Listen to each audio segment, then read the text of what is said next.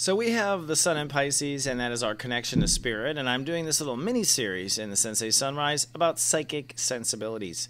Yesterday in the first part of the series, I talked about the first three psychic sensibilities, which had to do with nutrition, setting the body's foundation to be open to listen and not putting anything in our body that creates a scattered signal. So definitely watch those if you haven't.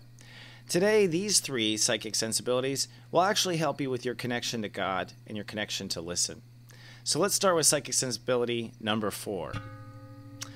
Number 4, emotions are the language to the soul. All right?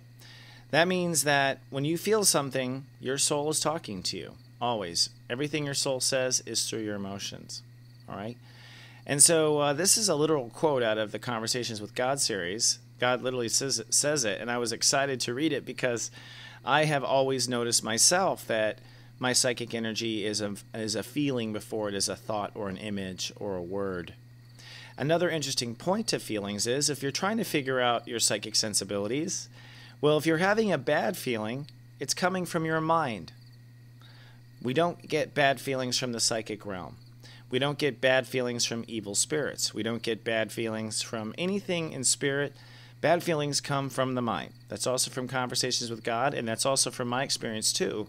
The mind thinks of something and boom, you go into it. You'll notice every time you feel bad, your mind was thinking something that led to it just before. Now, good feelings come from the heart.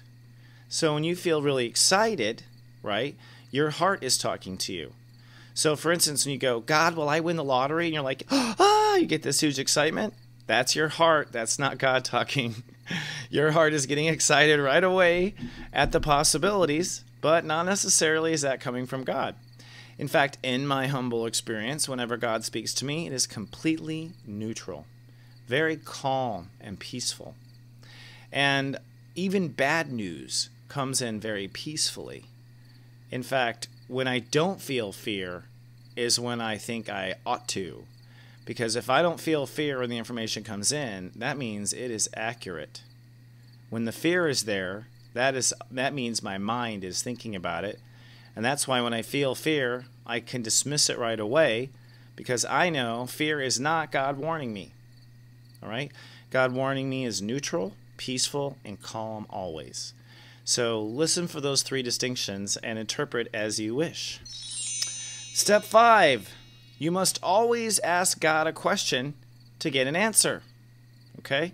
You must always ask a question to get an answer. Now, I learned this from the angels, and I used to think that they were kind of like screwing with me because they were answering in riddles and things, and I couldn't figure out what the fuck, why? Why not just be direct? Please just tell me as a human, right? I realized it's because not to interfere with free will, and they say that too. In other words, you have to figure it out. You have to ask the question.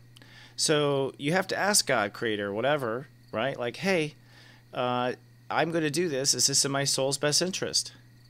All right? Or whatever. Is Bobby cheating on me?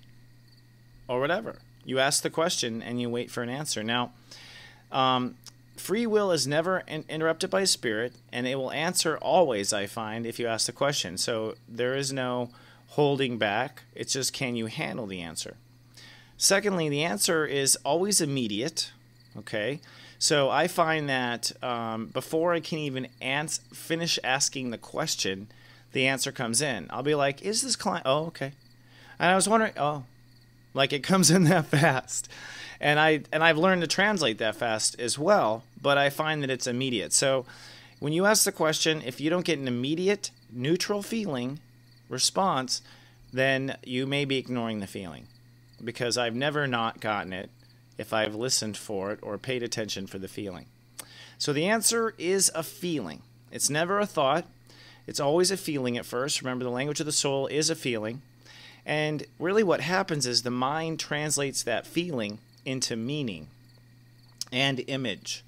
And the third eye will then create the image. But it all comes in first through this feeling. So what you want to do is allow your feelings. And allow if you feel fear. Allow if you feel love. Allow for all your feelings to happen inside of you.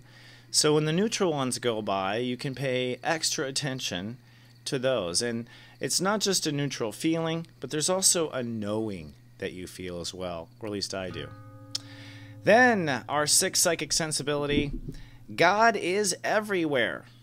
What does that mean? Well, it means that when you are being led by God, when you're asking for help, and you will get it when you ask for help, and just be grateful as you ask, grateful ahead of time, you'll find that anything you notice is God speaking to you. So you may notice a song, you may notice a commercial, you may notice a quote on a billboard, you may notice a line in a book, you may notice a dream, you may be laughing and come to a conclusion.